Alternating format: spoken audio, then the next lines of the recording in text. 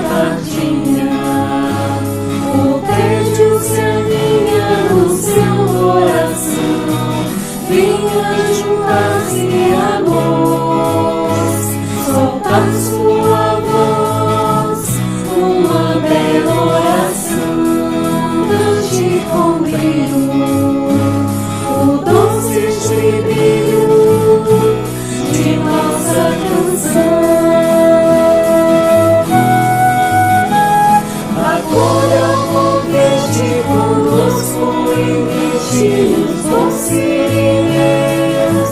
deste ambiente que a alma arrebata. Luzes saindo engasgada, anunciando a presença de Deus. No domingo à tardinha, o plano maior se avizinha. O encontro então acontece, os dois planos vão se juntando, a fronteira fenece, irmãos dos dois lados, no amor irmanados, cantando, orando e vibrando. Na hora da prece, acolha o convite conosco e deixe os doces deste ambiente que a alma arrebata. Luzes saindo engasgada, anunciando a presença de Deus. Esqueça a tristeza, o cansaço, a dureza da vida.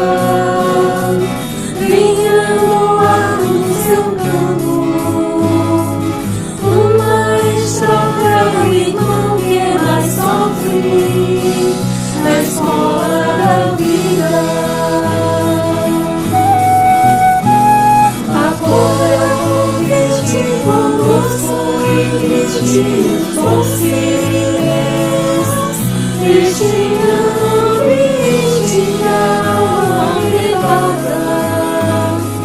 Luzes saindo engasgada, anunciando a presença de Deus. Anunciando a presença de Deus.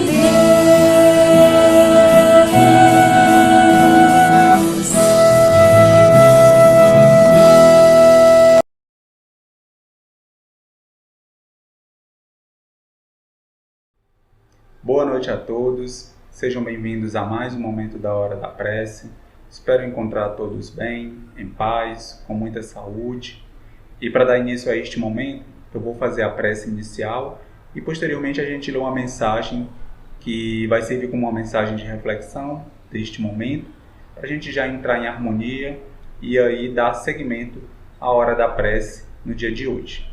Então, neste momento, quem quiser ir se sentir à vontade pode fechar os olhos e vamos entrar em sintonia com Deus, com a espiritualidade amiga, o Divino Mestre Jesus, que está sempre a nos orientar, a nos guiar e nos dar a oportunidade de aprendizado e de evolução nesse planeta.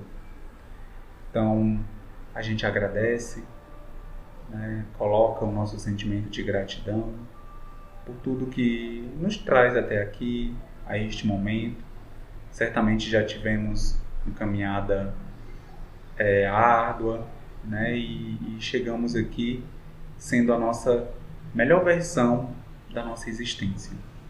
Então a gente só tem gratidão e quer colocar em nossas preces a todos aqueles irmãos que necessitam, que precisam de assistência, de amparo, seja por conta de suas necessidades físicas, espirituais, que eles sejam acolhidos, Mestre amado, que passam aí por necessidades materiais, né, com vulnerabilidade social, enfim, onde houver a necessidade, que os benfeitores espirituais possam dar todo o amparo, toda a assistência, e que através das boas energias que comungamos neste momento, das energias vibrantes e positivas, que eles possam ser auxiliados da melhor forma possível. Então te agradecemos, Mestre amado, por todo este momento, por todo este amparo. Abra nossas mentes, nossos corações, para que a gente possa receber da melhor forma possível tudo aquilo que será discorrido no dia de hoje. Muita paz a todos. Permanece, Mestre amado, conosco agora e sempre. Que assim seja. Então, a mensagem que eu trago hoje é uma mensagem do livro Pão Nosso, de Chico Xavier, pelo Espírito Emmanuel. E a mensagem 122, intitulada Pecado e Pecador, e ela é baseada em uma passagem que está lá na terceira epístola de João, capítulo 11, em que diz assim: Amado, não sigas o mal, mas o bem. Quem faz o bem é de Deus, mas quem faz o mal não tem visto a Deus. A sociedade humana não deveria operar a divisão de si própria, como sendo um campo em que se separam bons e maus, mas sim viver qual grande família em que se integram os espíritos que começam a compreender o Pai e os que ainda não conseguiram pressenti-lo. Claro que as palavras maldade e perversidade ainda comparecerão por vastíssimos anos no dicionário terrestre, definindo certas atitudes mentais inferiores. Todavia, é forçoso convir que a questão do mal vai obtendo novas interpretações na inteligência humana. O evangelista apresenta conceito justo. João não nos diz que o perverso está exilado de nosso Pai, nem que se conserva ausente da criação. Apenas afirma que não tem visto a Deus. Isto não significa que devamos cruzar os braços ante as ervas venenosas e zonas pestilenciais do caminho. Todavia, obriga-nos a recordar que um lavrador não retira espinheiros e detritos do solo a fim de convertê-lo em precipícios. Muita gente acredita que o homem caído é alguém que deve ser aniquilado. Jesus, no entanto, não adotou essa diretriz. Dirigindo-se amorosamente ao pecador, sabia-se, antes de tudo, defrontado por enfermo e infeliz, a quem não se poderia subtrair as características de eternidade. Lute-se contra o crime, mas ampare-se a criatura que se lhe enredou nas malhas tenebrosas. O mestre indicou o combate constante contra o mal. Contudo, aguarda a fraternidade legítima entre os homens por marco sublime do reino celeste. Então, essa mensagem ela é muito oportuna porque ela vem exatamente fazer uma distinção entre as ações maldosas, né, e o espírito, né, a criatura que comete essas ações maldosas, né, que cometem algumas perversidades, né? E ela é oportuna porque, infelizmente, muitos de nós ainda, quando se defronta diante de situações muito difíceis realmente de serem digeridas, né, que a gente vê em telejornais, que a gente vê em mídias sociais, a gente acaba entrando no julgamento. A gente acaba julgando a criatura, essa criatura ela deveria sofrer as mesmas penalidades, né? Quem cometeu esse crime deveria isso, aquilo outro. Infelizmente a gente às vezes tem esse hábito do julgamento. E aí essa mensagem ela vem nos trazendo, né, ou vem procurando fazer com que a gente reflita exatamente em cima dessa questão. Porque a gente deve fazer essa distinção entre as ações maldosas e a criatura, né? O espírito que comete essas ações. Porque, como é colocado aqui na mensagem, Jesus é o nosso exemplo maior. E ele não adotou essa diretriz, né, de julgamento e de aniquilamento da criatura que comete o mal. ou que faz, né, atrocidades, comete atrocidades em sua caminhada. Por ele, né, ele combatia o mal, né, com rigor, né, mas ele sabia, né, das características de eternidade, como é colocado aqui na mensagem. Ele sabia que o Espírito ele tem essa característica de eternidade e que uma hora ele toma o seu caminho. Fomos criados por Deus para chegarmos à angelitude. Então a gente pode até caminhar por malhas tenebrosas por um período, mas uma hora a gente cansa, uma hora a gente abre os olhos espirituais e volta para o caminho de retidão, né? Ou caminha na retidão. Então Jesus sabia disso, e é isso, né, essa diretriz que ele nos deu, de que o mal ele deve ser combatido sim. A gente não deve, como é colocado aqui, a gente não deve cruzar os braços diante as situações calamitosas que a gente às vezes encontra, né? Que às vezes a gente vê, mas que a gente não deve aniquilar o ser, o Espírito eterno que está ali, porque uma hora ele vai caminhar, né? Ele vai encontrar o seu rumo e vai voltar à retidão. Então Jesus, o que é que ele falava, né, quando ele se encontrava, né, com essas criaturas, né, que cometiam ações aí maldosas, né? Ele dizia: ide, né, e não pecais mais, né? Então ele acolhia, né, essas criaturas, ele dava o amparo, ele dava assistência, ele dava todo o amparo que aquela criatura necessitava, mas ele também combatia, porque ele combatia o mal, dizendo que, olha, isso é errado, não faça mais isso. Então é esse tom que essa mensagem acaba nos trazendo, né? Que essa fraternidade, como ele coloca no final, ela deve reinar entre os homens. A gente não deve entrar nesse julgamento, né? Lógico, o mal ele deve ser combatido, sim, mas a gente não deve aniquilar as criaturas, porque eles são espíritos eternos, como nós. Nós também estamos em caminhada, e quantas vezes a gente também não errou. Então, a gente não deve, né, entrar nessa questão de julgar, né, do julgamento, de querer aniquilar, de querer dar do olho por olho, né, e dente por dente. Não, a gente deve acolher, né, e entender que aquela criatura ela está num processo de aprendizado e que por enquanto ela não tem visto a Deus, mas uma hora ela vai ver, e aí ela volta para a sua caminhada e vai, né, tomar o seu rumo de angelitude, que é o objetivo final para o qual todos nós fomos criados. Então, essa é uma mensagem bem interessante, muito oportuna, como eu falei, que exatamente faz a gente refletir em cima disso. Então, espero que todos possam ter apreciado, todos possam ficar bem, com muita paz, e que Deus abençoe a todos.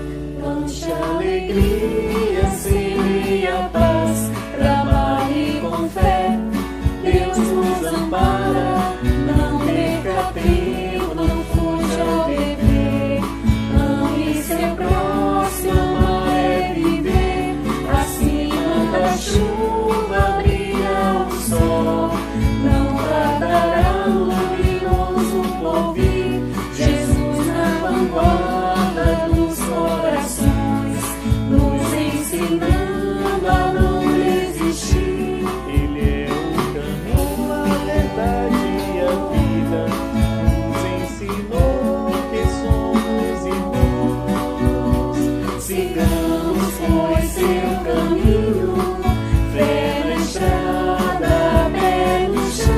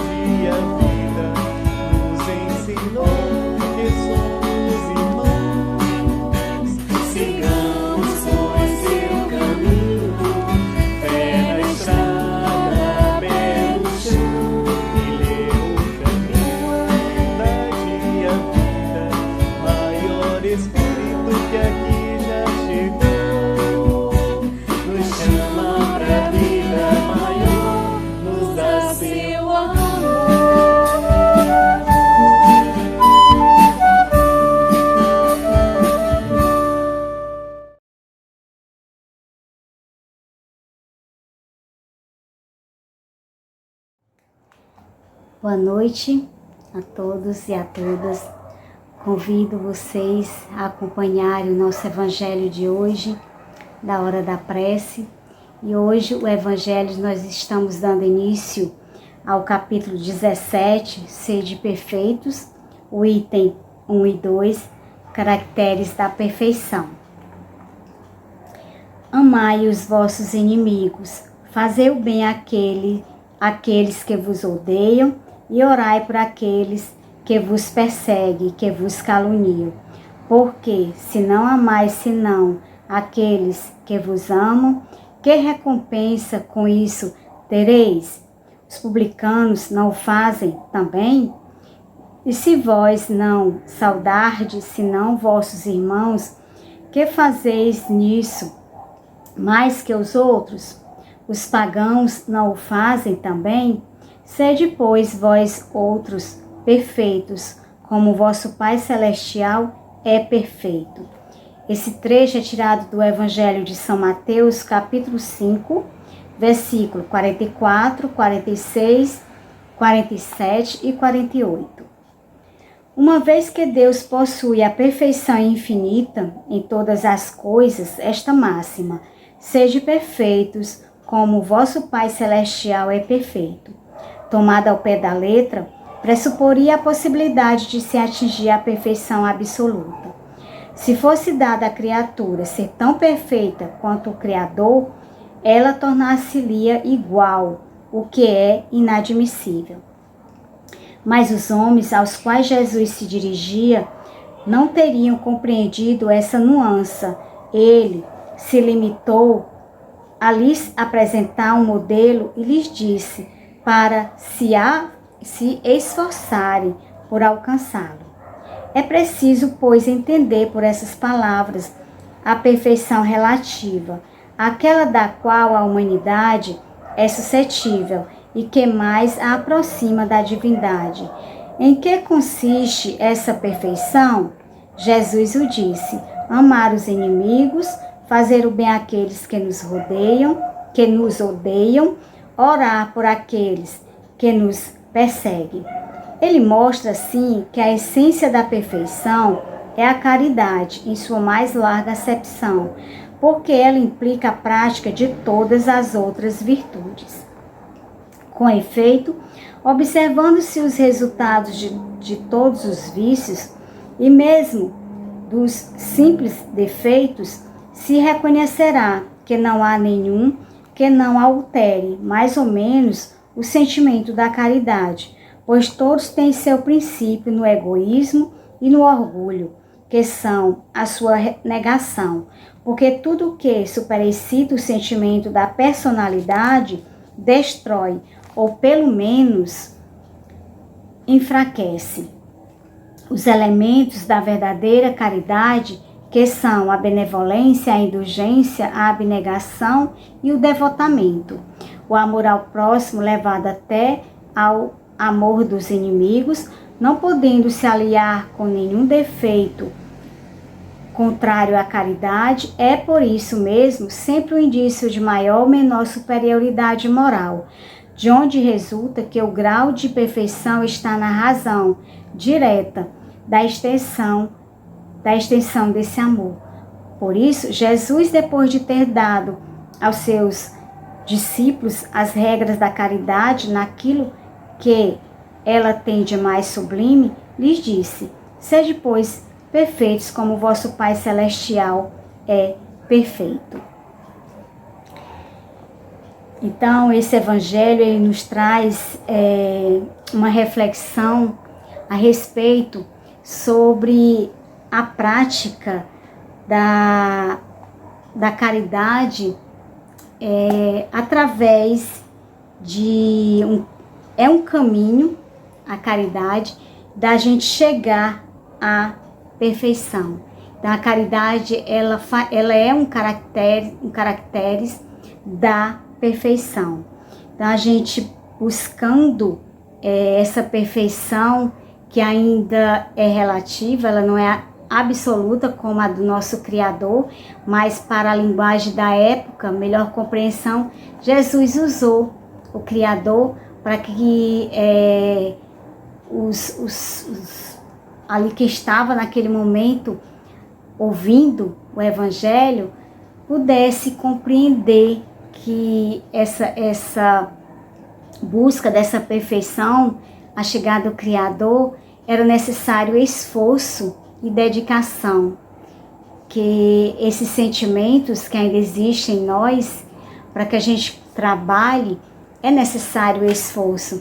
Não é tão simples a gente amar aqueles que a gente tem um desafeto. Então é muito fácil amar e aqueles que estão ao nosso lado, que a gente tem afinidade, que a gente tem um sentimento de amizade, é mais fácil da gente amar, perdoar, enquanto aqueles que a gente tem um desafeto, não tem afinidade, é mais difícil da gente exercer esse sentimento de amor. E esse sentimento, ele se inicia na prática da caridade, da gente orar por aqueles que a gente tem desafeto e também agradecer a Deus por essas pessoas passarem em nossas vidas, porque é através deles que a gente consegue se descobrir em alguns aspectos negativos, que a gente consegue enxergar sentimentos não muito salutar em nossas vidas, porque eles são, vamos dizer, mais sinceros, assim, de falar o que realmente eles acham da gente, o que eles percebem na gente. E aí, quando eles falam, a gente precisa analisar e refletir. Será que realmente eu tenho esse sentimento? Será que realmente eu me comporto dessa forma? E aí é o momento da prática, da gente trabalhar o nosso orgulho, que ele ainda existe muito em nós, né? O orgulho e o egoísmo. Então, quando a gente busca ouvir essas pessoas, que eu não gosto de falar inimigos, eu falo os desafetos, que não temos afinidades, aí é o momento da gente refletir e agradecer a Deus por essas pessoas passarem em nossas vidas, porque é a forma da gente se conhecer também. Então, Jesus, ele mostra aqui que através do sentimento de caridade é que a gente consegue entender e compreender aqueles que a gente não tem, tem nenhum tipo de afeto, de afinidade. E o primeiro passo é não ter o sentimento de ódio, de vingança, de raiva. Nós, já colocando isso em prática, esses sentimentos que muitas vezes vêm, sim, em nós, quando a gente começa a colocar esse sentimento em prática, e uma das formas da gente não se apegar a esse sentimento é através da prece, da oração, para aqueles que a gente não consegue amar, né, ainda. Então, desejar o bem, orar por eles, já é um bom caminho dessa prática da caridade e do sentimento de amor com esses nossos irmãos. E aí Jesus coloca aqui os elementos da verdadeira caridade, que são a benevolência, a indulgência, a abnegação e o devotamento, que é o amor ao próximo. Então, que a gente busque esse sentimento, busque praticar e exercitar esse sentimento com os nossos irmãos, que a gente ainda não tem afinidade. Acontece muitas vezes, principalmente em nosso trabalho, no dia a dia, que a gente convive com aquelas pessoas, e certamente acontece de ter aqueles que a gente ainda não tem muita afinidade, e essas pessoas muitas vezes vêm e falam, realmente assim, aí naquele momento a gente fica chateada, né, a gente fica magoada, mas também é um momento da gente refletir. Será que eu sou assim mesmo? Será que eu me comporto dessa forma? Será que eu trato as pessoas assim? E aí é uma forma da gente se descobrir e trabalhar esses sentimentos. Então, que sejamos gratos a Deus por essas pessoas passarem em nossas vidas e ainda não conseguimos amá-los. O amor que a gente tem por aqueles que a gente tem uma afinidade, a gente ainda não consegue, né, esse sentimento de amor. Mas o caminho é ser caridoso, benevolente com essas pessoas e agradecer a Deus por essas pessoas passarem por a gente, que a gente aprende muito. Mesmo que a gente não aprenda naquele momento, ali onde está acontecendo aquela situação, vivenciando aquela situação, mas futuramente a gente vai olhar para trás e vai enxergar que em muitos aspectos a gente não estava tão correta, tão certa assim, tão verdadeira. Então que a gente busque através desses desafetos, que seja uma forma de crescimento moral e de grande aprendizado em nossas vidas.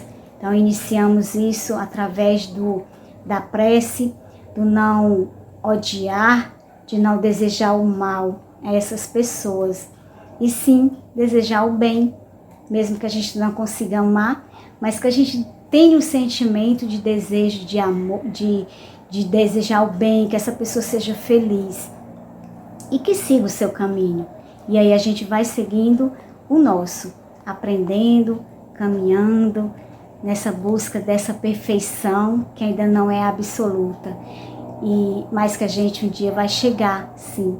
Não, como diz o Evangelho, a perfeição do Criador, mas a perfeição de como filho desse Criador. E aí a gente está nessa caminhada. Então, meus irmãos, eu quero muito agradecer por essa oportunidade de poder trazer esse momento do Evangelho aos lares de vocês.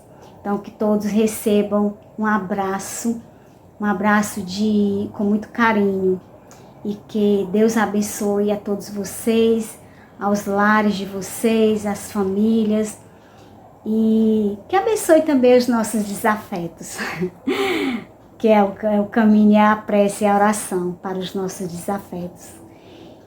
E um abraço a todos e até o próximo Evangelho na hora da prece.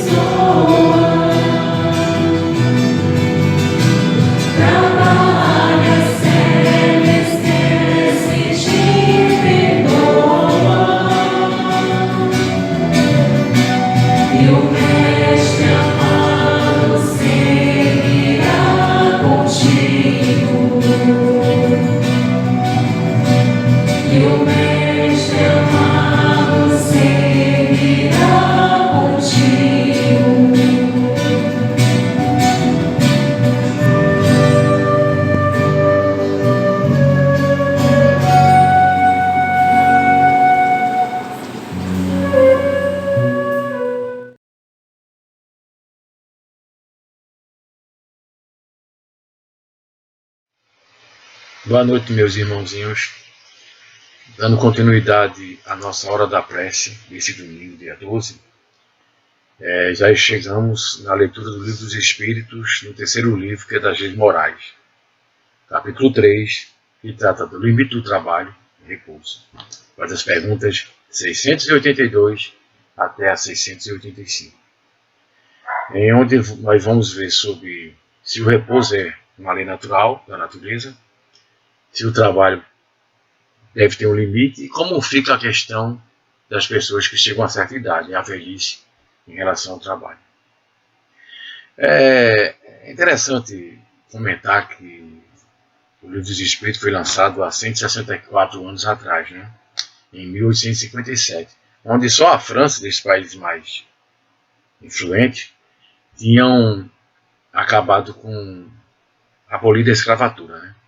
Os Estados Unidos foi abolir em 1865, 8 anos depois do lançamento dos Espíritos, e no Brasil só em 1888, 31 anos depois. Então Kardec estava além do seu tempo. E as perguntas tinha muito mais, vejam os senhores, a ver com a nossa sociedade atual do que da sociedade da época. Ele estava além do seu tempo, né? Então, a preocupação em termos do que se deveria fazer pela carga horária que se deveria trabalhar só foi pensada por uma Organização Internacional do Trabalho em 1919. E só a determinação de 8 horas diárias, né, por 6 dias na semana, só viria a ser pensada e estipulada em 1935. E no Brasil, só em 1943, 43 horas semanais, com a criação da CLT, a consolidação das leis do trabalho. Veja como são as coisas, né? Em relação ao nosso país, a primeira aposentadoria só foi pensada em 1923, por uma lei federal que beneficiava apenas funcionários de empresas particulares voltadas da área das ferrovias. E a pessoa se aposentava aos 50 anos de idade. Veja como são as coisas. Mas veja como as perguntas de Kardec estão além do seu tempo. Tem muito mais a ver com o nosso tempo do que com aquele tempo em que ele vivia, digamos assim. Mas já se pensava. Pessoas mais preocupadas com essa situação já pensavam assim. Então, Kardec transcende o seu tempo, né? E o que a gente vê hoje em dia, infelizmente, as pessoas esqueceram de Kardec. Não prestar atenção nas suas ponderações, nas suas considerações, a maneira com que ele perguntava e as respostas que obtinham dos espíritos superiores. Se nós passarmos a observar mais Kardec, se passarmos a observar certas respostas que nós obtivemos dos espíritos superiores, íamos dar muito mais importância e ficar muito mais esclarecido com relação a todo momento que nós estamos passando. Por exemplo, na pergunta 682, sendo uma necessidade para todo aquele que trabalha, o repouso não é também uma lei da natureza? Sem dúvida, o repouso serve para a reparação das forças do corpo e também é necessário para dar um pouco mais de liberdade à inteligência, a fim de que se deve ela elevar-se acima da matéria. Na pergunta 683, então, qual o limite do trabalho? O limite do trabalho é o das forças, em suma. A esse respeito, Deus deixa inteiramente livre ao homem, até que o homem se estipule de acordo com o trabalho que ele faça, de acordo com o tempo que ele viva, qual as forças que determinam quando ele não tem mais condição de desempenhar aquela função. 684. E se deve pensar dos que abusam da sua autoridade, impondo a seus inferiores excessivo trabalho? Isso é muito abrangente, essa pergunta, né? Mas a resposta é muito simples e óbvia. Isso é uma das piores ações. Todo aquele que tem o poder de mandar, de demandar, é responsável pelo excesso de trabalho que impõe a seus inferiores. Porquanto, fazendo assim, transgride a lei de Deus. Os excessos Isso nós vamos fazer nos exercícios diários e ao longo do tempo, né? Porque ele vai ter que estipular dois tipos de limites, digamos assim, né? É o limite diário do trabalho e o limite das forças do organismo, ou seja, quando se atinge uma certa idade, quando se atinge a velhice, por exemplo. 685. Tem um homem o direito de repousar na velhice? Preste atenção à pergunta. Tem um homem o direito de repousar na velhice? Sim. Que a nada é obrigado, senão de acordo com suas forças. Então, ele tem o direito, de acordo com as forças que o fazem não poder mais trabalhar, digamos assim, né? Então, o que há de fazer o velho que precisa de trabalhar para viver? E não pode. Ele precisa de ter os seus proventos, mas não pode mais trabalhar, porque ele não tem força para isso. Então, o forte deve trabalhar para o fraco. Não tendo este família, a sociedade deve, às vezes, tomar conta, então, né? Isso é uma lei da caridade. Então, a família deve prover os seus velhos, senão a sociedade. Entendo a sociedade como um todo, né? As autoridades que fazem as leis, né? As autoridades que têm a obrigação de cuidar do seu povo, que não tem mais condição de trabalhar. Aí é que vem as coisas trazidas para os dias atuais, né? A transcendência do pensamento de Allan Kardec, as informações que receberam dos espíritos superiores mesmo, através da própria consideração que Kardec faz a respeito do assunto. Então, a consideração de Kardec foi a seguinte: não basta se diga ao homem que lhe deve correr o dever de trabalhar. É preciso que aquele que tem de prover a sua existência por meio do trabalho encontre em que se ocupar, o que nem sempre acontece. Ter empregos, ter como se ocupar e fazer com que dali ele mantenha seu sustento, seus proventos. Empregos. Quando se generaliza, a suspensão do trabalho assume as proporções de um flagelo, qual a miséria. É o que nós vemos, então, estamos vendo, infelizmente, novamente, nos dias atuais na sociedade. A ciência econômica procura remédio para isso no equilíbrio entre a produção e o consumo. Esse equilíbrio, porém, dado seja possível estabelecer-se, sofrerá sempre intermitências, durante as quais não deixa o trabalhador de ter que viver. Vai ter problemas gerados problemas sociais, econômicos, etc., que vai fazer com que haja escassez de trabalho, etc. e tal. Mas o trabalhador, por exemplo, ele não pode ficar sem nenhum provento. Cabe à sociedade protegê-lo, certo? Veja bem como está tão atual as ponderações de Kardec. Há um elemento que se não costuma fazer, pesar na balança, sem a qual a ciência econômica não passa de apenas teoria. Esse elemento é a educação. Não a educação intelectual, mas a educação moral.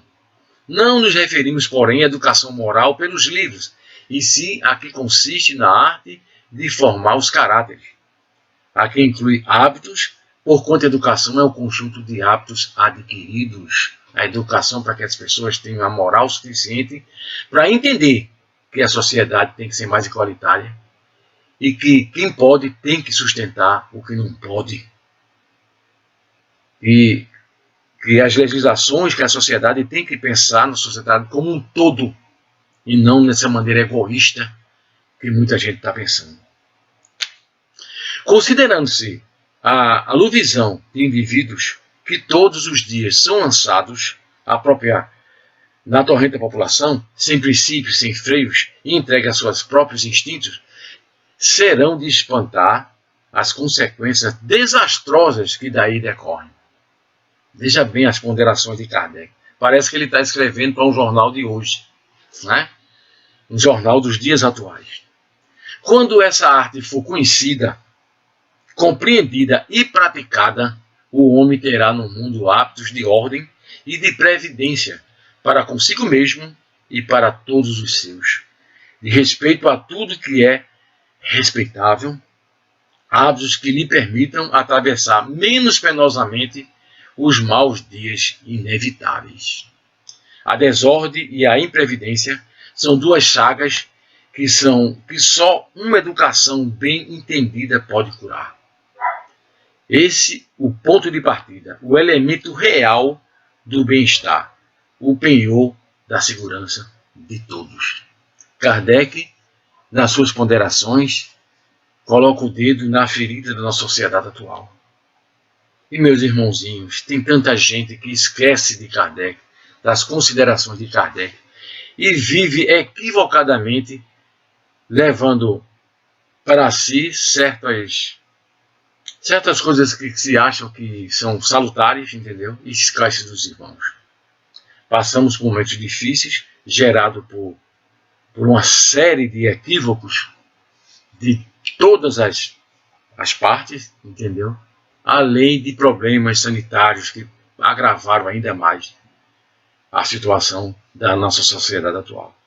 De certo é que a mensagem dos espíritos superiores e a mensagem de Kardec está muito clara em dizer que as pessoas têm direito ao descanso e que suas famílias têm que prover o que é necessário das pessoas que não têm como se sustentarem. E a sociedade, entendam, as autoridades têm o dever de amparar todos esses nossos irmãos. Certo? Então, as considerações de Kardec são atualíssimas, porque era um homem que vivia além do seu tempo. Reforçado, então, pela resposta dos espíritos superiores. Meus amados irmãozinhos, meus queridos, que vocês tenham um excelente domingo, um excelente início de semana. Essa semana nós tentemos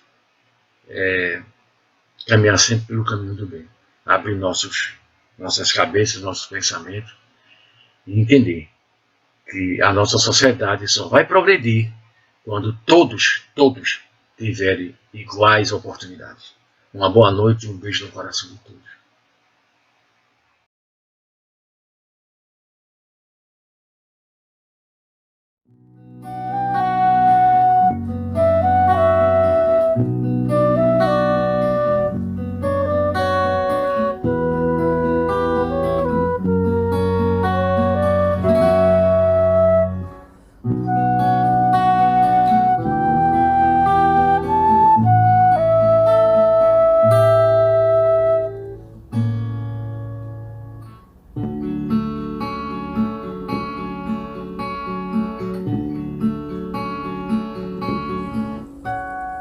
Onde está Deus?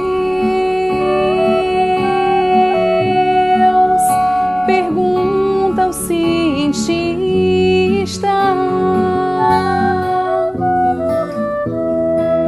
Ninguém ouviu jamais.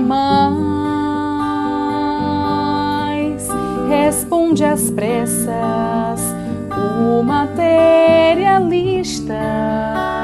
Deus é somente uma invenção da fé. O pensador dirá sensatamente: não vejo Deus, mas sinto que Ele existe. A natureza mostra claramente onde o poder do Criador consiste. Mas o poeta dirá com segurança de quem afirma porque tem certeza. Eu vejo Deus no riso da criança, no céu, no mar, na luz da natureza.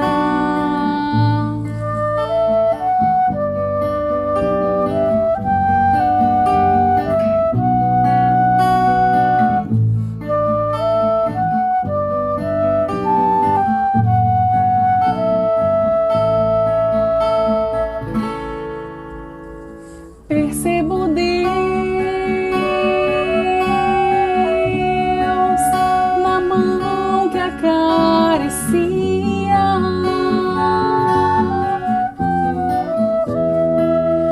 no olhar das mães fitando os filhos seus, nas noites em luar claras e belas, e em tudo poça o coração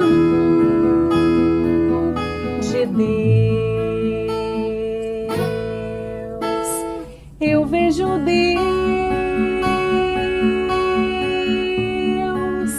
nas flores e nos prados, nos astros a rolar pelo infinito, e escuto Deus na voz dos namorados, e sinto Deus na lágrima do aflito. Escuto Deus na frase que perdoa. Contemplo Deus na mão que acaricia. Eu vejo Deus na criatura boa, e sinto Deus na paz,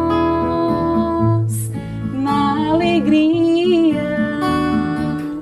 Escuto Deus na frase que perdoa. Contemplo Deus na mão que acaricia. Eu vejo Deus na criatura boa, e sinto Deus na paz,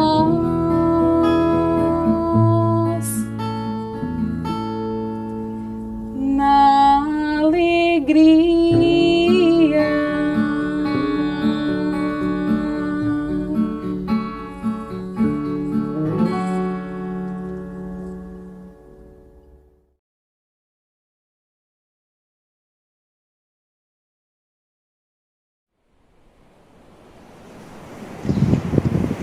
Queridos irmãos, boa noite.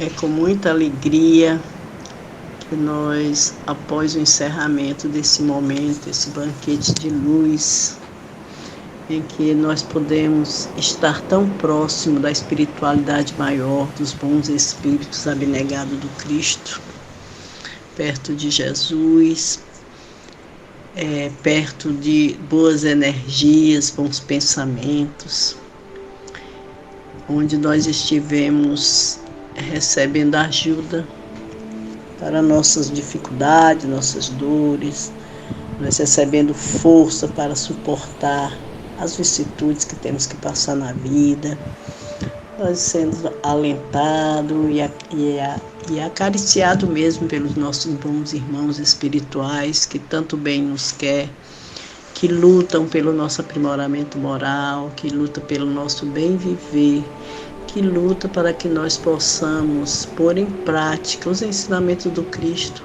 porque eles sabem que esses ensinamentos é o que realmente vão nos trazer a verdadeira felicidade, a verdadeira real felicidade, que é a verdadeira que vem do coração e do espírito, aquela alegria que ninguém consegue destruir.